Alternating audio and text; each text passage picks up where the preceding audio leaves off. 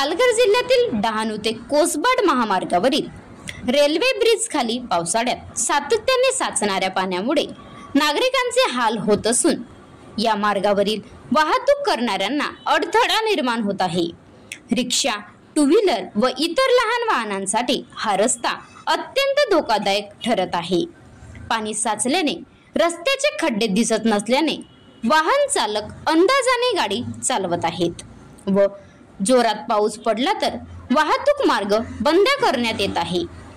या महामार्गावरून जाणाऱ्या गाड्यांमुळे रस्त्याच्या कडेला चालणाऱ्या लोकांवर पाणी उडत असल्याचा वारंवार प्रकार दिसत आहे।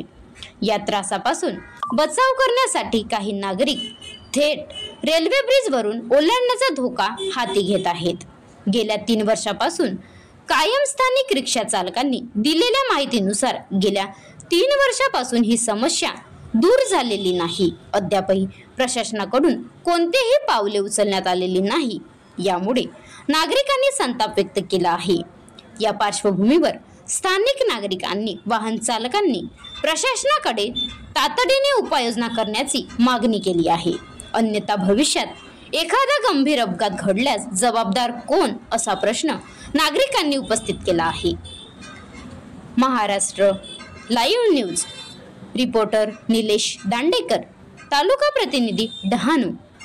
वर्षापासून तो खड्डा तसाच पडलेला आहे, रस्ता दुरुस्त नाही झालेला आहे आणि आता पावसाचे दिवस आहेत तर तिथं एवढं पाणी साचलेलं असते ना की लोकांना पायी येण्या जाण्यासाठी किंवा बाईकवाले तर एकच लाईन चालू असते। म्हणजे समोरून येत असतील तर एका साईडचे ना थांबावं लागते, नाही तर पाणी वगैरे उडते। आणि आम्ही रिक्षा चालक आहोत तर गाडी चालवली तर एखाद्याच्या अंगावर पाणी वगैरे उडलं तर त्याच्यामुळे खूप वाद होतो आणि जे पायी चालत जाणारे आहेत तर ते काय करतात, पाण्यात न जाता रेल्वे ओलांडून जातात। तर असे कित्येक तरी तिकडे खूप हे झालेले आहेत, अपघात झालेले आहेत आणि परत असे होण्याचे चान्सेस पण जास्त आहेत। लोक काय करतात की रेल्वेवरनं पायी चालत जातात, तर तिकडे प्रशासनाने लक्ष देणे खूप गरजेचं आहे। आता गाडीवर मोबाईल नंबर नाही तर इमर्जन्सी QR कोड वापरा, जे तुम्हाला अडचणीच्या वेळी साथ देईल। बनवा व्हिडिओ, पाठवा व्हिडिओ, आम्ही तुमच्या न्याय हक्कासाठी लढा देऊ।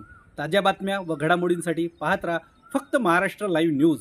आजच आमच्या चॅनलला सबस्क्राईब करा, शेअर करा, कमेंट करा आणि हो, बेल आयकॉन दबायला विसरू नका। जय महाराष्ट्र।